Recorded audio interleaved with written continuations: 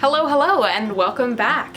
It's been a few months since my last video, but you might be wondering where I've been. For the past 13 weeks, I've been living, working, and exploring in Yellowstone National Park. I worked as a hospitality intern for Xanterra Parks and Resorts. I was at the front desk of the Old Faithful Inn as a senior guest service agent. I'm a hospitality student, so getting to work at a world-famous hotel was a fantastic work experience. I applied for this job in February of 2019, and I had a few interviews talking about my hospitality experience and how the work would further my experience as a hospitality student, as this was an internship. Throughout the summer, I had different internship courses to understand different aspects of the park's operation, from scheduling for food and beverage operations to design for the hotels and revenue management. I got to the park in May, which was a little bit overwhelming because I had never been to Yellowstone, Montana, or Wyoming before, and as I arrived for my summer internship, it was snowing in the park.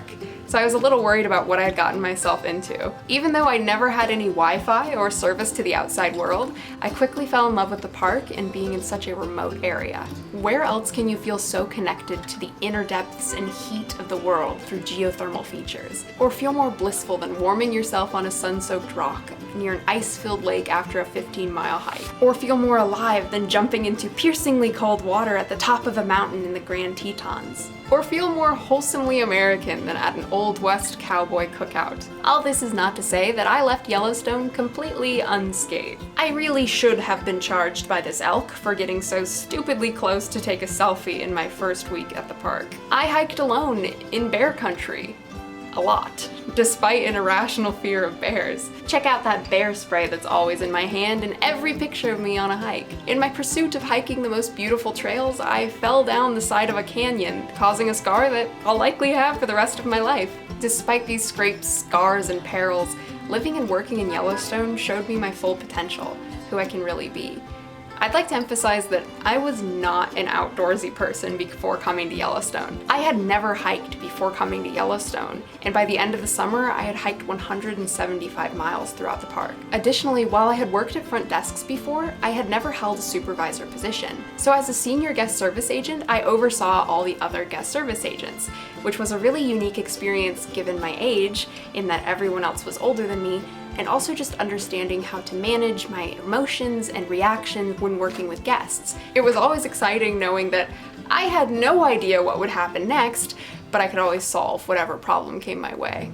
So in that way, working in Yellowstone, especially at such a high-energy, hectic property as the Old Faithful Inn, where we have as many as 4 million visitors each year, really taught me how to be a better hotelie and more motivated in understanding guest relations and service, especially in an area like a national park. Although I was never an outdoorsy person before, within weeks I was doing things that I would have never thought I'd be doing. Climbing mountains confidently, even when it required trekking through thigh-high snow in the middle of June. I knew that being in Yellowstone would push me, because there's no internet connection. I had very limited access to talking to my friends and family.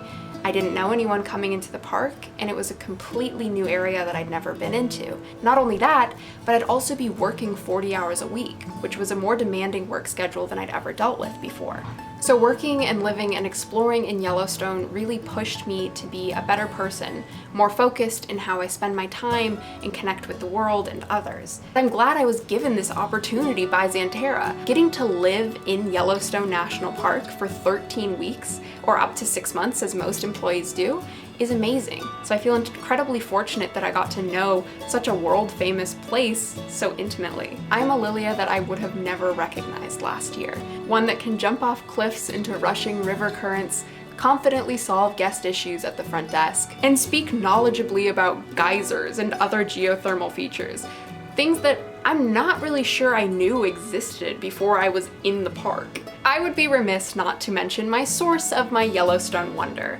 As a child, I was obsessed with the National Park Service through the Junior Ranger program. I wrote letters to rangers at different parks that I couldn't visit, and I became a junior ranger of over 37 national parks. Chasing this passion throughout life has guided me to hospitality and tourism, and always striving to learn, explore, and protect all wild places. Working in Yellowstone allowed me to surprise myself.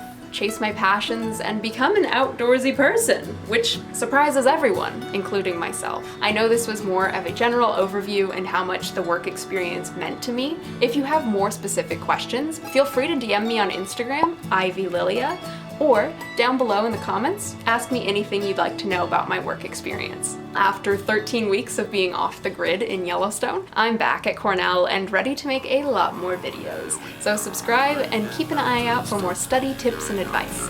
As always, I'll see you later.